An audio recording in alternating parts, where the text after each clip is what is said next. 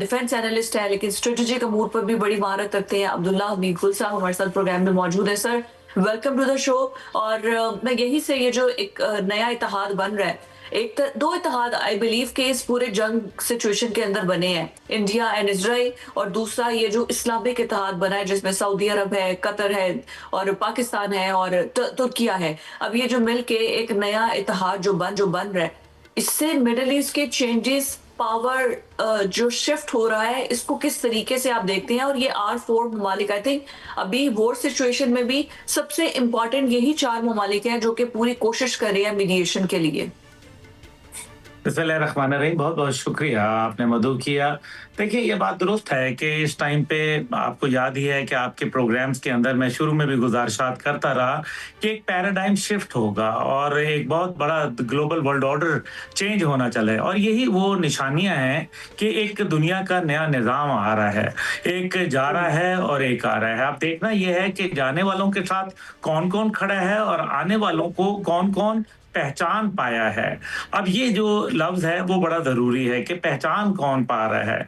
इसलिए इसके ऊपर अगर जो जाने वालों पे देखा जाए तो आप देख लीजिए कि अमेरिका, इजराइल, इंडिया, यूएई और सोमालीलैंड वगैरह, जिनको मैं तो मुल्क नहीं तस्लीम करता सोमालीलैंड को, अब ये लोग एक अपना इन्होंने एक अलाइनमेंट ले ली है। अब जो भी है वल्लाह आलम, वक्त बताएगा कि ये दुरुस्त है या गलत है, ये तो खैर वक्त ही बताएगा।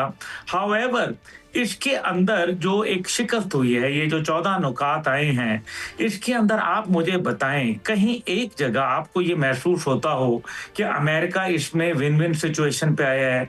तो आई डोंट थिंक सो कि कहीं भी हुर्मुज के ऊपर उसने कहा है कि 60 दिन तक तो चलो टोल नहीं लेंगे, 60 दिन के बाद जो है वो टोल लेना शुरू कर देंगे।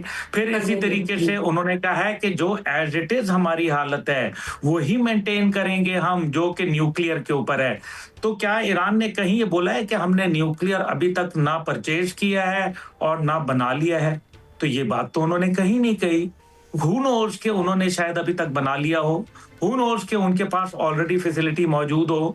फिर ये जो एक, ये तो खैर एक अलहदा मौजूद है, लेकिन अब जो आपका सवाल है उसके ऊपर आप देखिए कि ये सारी जो सिचुएशन जो टाइट टर्न हुई, उसके अंदर पाकिस्तान का एक बड़ा उभरता किरदार इसलिए भी बना क्योंकि एक साल पहले पाकिस्तान ने अपने से 8 गुना बड़े दुश्मन को न सिर्फ फेंटी लगाई बल्कि पूरी दुनिया के अंदर जलीलो रुस्वा कर दिया। उसकी स्ट्रेटेजिक अलायंस जो थी वो भी खत्म कर दिया और उसकी जो मिलिट्री डोमिनेंस थी उसको भी जो है वो एक सवालिया निशान खड़ा कर दिया।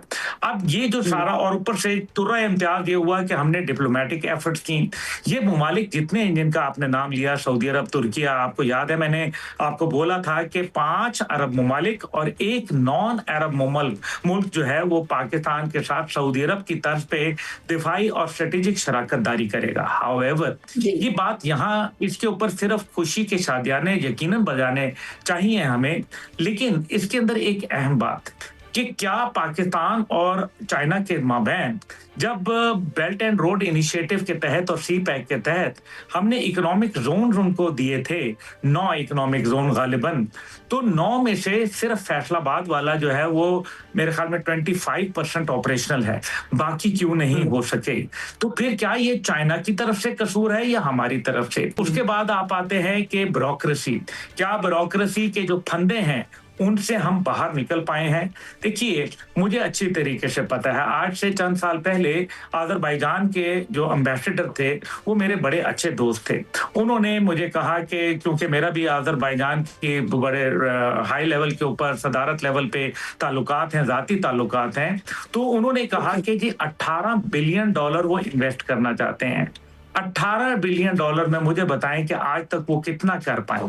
और उन्होंने एक ही शिकायत की कि रेड टेपिज्म है। जब हम वजीर आजम से मिलते हैं, मिनिस्टर साहब से मिलते हैं तो बेहतरीन हो जाता है, हम समझते हैं कि जनाब बस अभी काम शुरू हो जाएगा कल से, और असल में काम हो जाता है उनका और वही काम हुआ।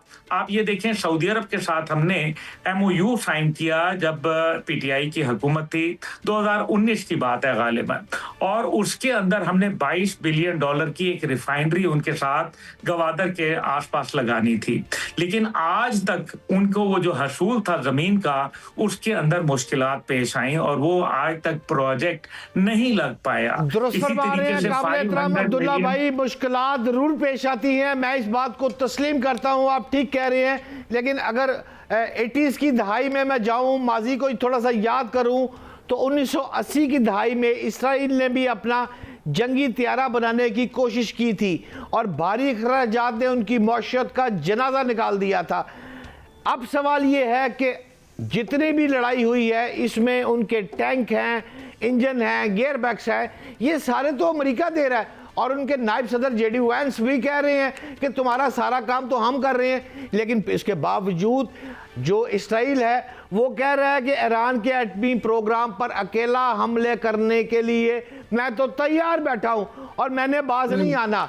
ज़रा आप मुझे ज़रा सादा अल्फाज में आज समझा दें, ये ट्रंप और इसराइल कोई आपस में मिली भगत कर रहे हैं, जैसे दो बुढ़ी माइयाँ बैठ के आपस में चिटपिट कर लेती हैं और फिर लोगों को बेवकूफ़ बनाती हैं। क्या मशरक़ वस्ता को, पाकिस्तान को पागल बनाया जा रहा है? How it possible? ट्रंप कह रहा है, उसको गालियाँ निकाल रहा है, वो आगे से फिर कह रहा है असला सारा अमेरिका दे रहा है। ये भी अंदर की कहानी आज को बताएं अब्दुल्ला भाई।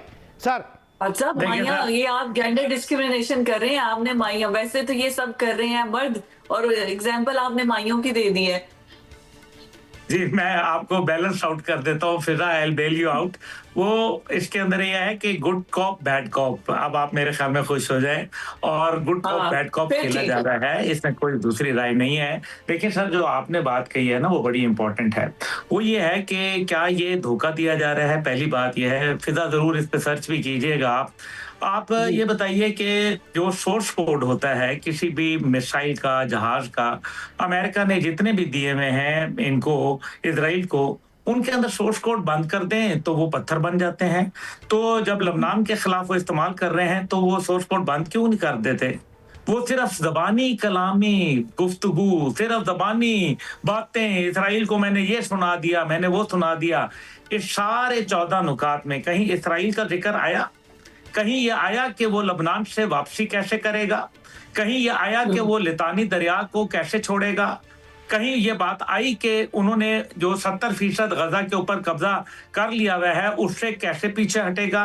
कहीं ये आया कि अगर वो दोबारा इजराइल शरारत करेगा तो अमेरिका उसके बदले में उसको ये करेगा, यानी कि क्या कर सकता है? वो वीटो ना कर दे, जब जाके यूनाइटेड नेशन में मामला जाता है वीटो करना छोड़ दे।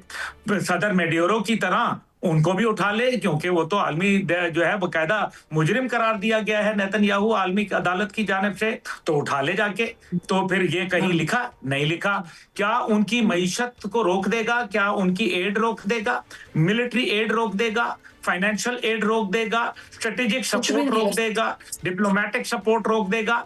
तो ये तमाम चीजें कहीं भी नहीं आई। अब बात आपकी तरफ आती है, ये काम क्या कर रहे हैं? ये काम ये कर रहे हैं कि टाइम गुजार रहे हैं, यानी कि 19 अगस्त के ऊपर जो है मामला, क्योंकि अभी तक मुआहदा तो मतलब जो MOU है वो साइन तो हुआ है, लेकिन अभी जो मामला चलने थे आगे वो तो वहां रुक गए हैं। इसी के अंदर जिसको कहते हैं ना डंग टपाऊ पॉलिसी, ये गुजार लेंगे और एक आध महीना, उसके बाद ये कहेंगे कि जी इजराइल के अंदर वो हुकूमत तो खत्म हो जाएगी कॉन्स्टिट्यूशनली, इस वजह से वो इलेक्शन का टाइम आ जाएगा। ये उससे पहले जंगी माहौल पैदा करेंगे ताकि वॉर कैबिनेट कंटिन्यू करे आगे, यानी कि 2-4 महीने मजीद, इसको कहते हैं ना, जैसे पहले वो इलेजिटिमेट हुकूमत चल रही है इस टाइम पे, गलत गैर कानूनी चल रही है, तो वो कहते हैं कि जी 2-4 महीने और चला लें। डोनाल्ड ट्रंप को इसका ये फायदा है कि इस दौरान में इधर जो इलेक्शन है वो उनके मिड टर्म 3 नवंबर को उनके हैं, 27 अक्टूबर को इनके हैं,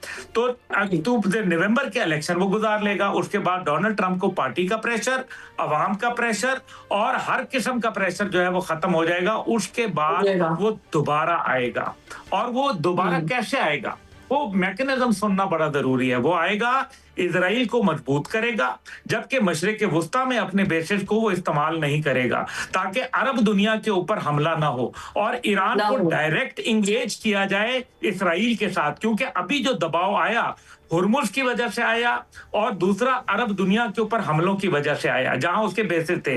लेकिन जब अपने आप को वो डिसएसोसिएट कर लेगा कि जनाब देखो मैं तो वहां से हमला नहीं कर रहा, कुवैत से, बहरीन से, दीगर जगह से, मैं तो जो है वो कर ही नहीं रहा हमला, ये तो हमला कर रहा है बल्कि इसराइल। और डायरेक्ट इस इसराइल को और दौरान ईरान में को engage इसराइल को कर रहा है। ताकत है जी, बिल्कुल इसराइल ठीक को हो गया यहाँ कि ताकत आपको वो बीच देगा में और खुद कहेगा तो कि तुम इस्तेमाल करो।